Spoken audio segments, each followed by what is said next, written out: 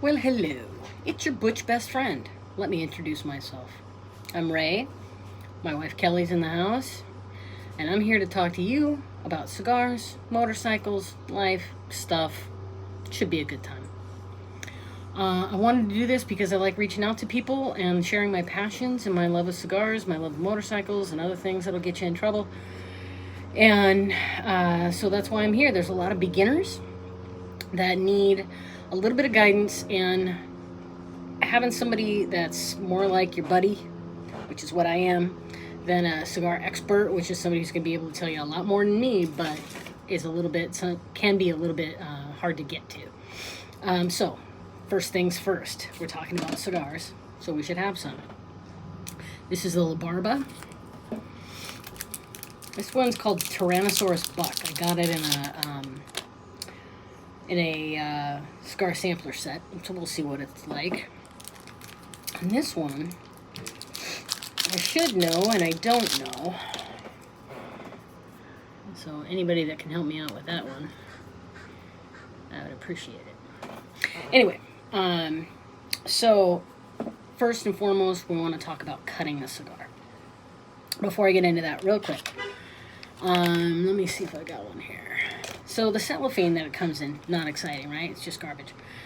I don't know, this one doesn't have very much of it, so it's pretty clear. But if you find a cellophane that's yellowish, yellow tinged, or even dark yellow, that is absolutely a well-aged cigar. It's something you want. It's something you want to look for. It's not a reason to put it down. It's a reason to pick it up.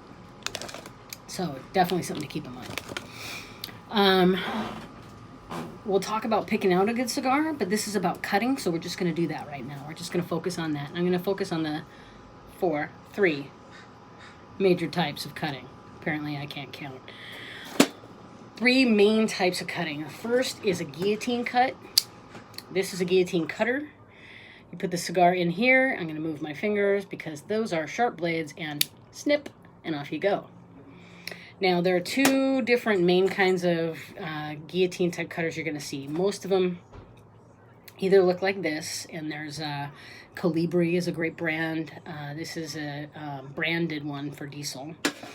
And then there's this type of cutter, and you'll see them with the hole all the way through, like this.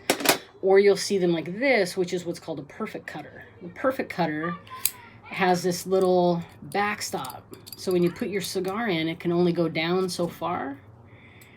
And then that's it. So you're going to cut it on the shoulder. And that's what we're looking to do. Let's see if you can see this here. Maybe let's try it with the La Barba. That might be a little easier to see. Okay. So you see how we've got wrapper leaf, the label, and then as you go up, you've got kind of some lines here and here. That's called the cap. And the cap, we're going to cut off or cut into. Everybody has a different way of doing it. There's no right or wrong way. I personally prefer a guillotine cut. That's what the first one is that I'm going to show you. What we're looking to do is cut it so that it's just on the shoulder.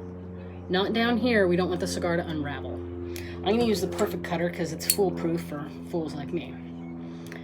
Place it down in. Squeeze it. Perfect cut. Just dump the rest out in the ashtray, and that is a guillotine cut, nice and flat. You know, just really, really cool. Easy. To me, I like it better because it imparts all the flavor of the cigar to me personally. I feel like I get a straight shot of all the flavors. They're not gathering up at the tip in any way. But the downside to it is you can get little bits of leaf in your mouth, and it can, you might have little bits of stuff so there's pros and cons. The next type of cutter I'm going to talk about is the V-cut.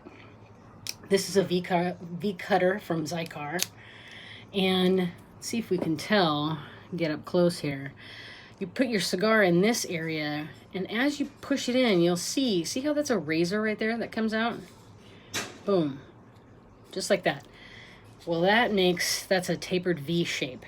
So all we have to do is take the cigar, put it in the spot. I'm going to look at what I'm doing instead of looking at you.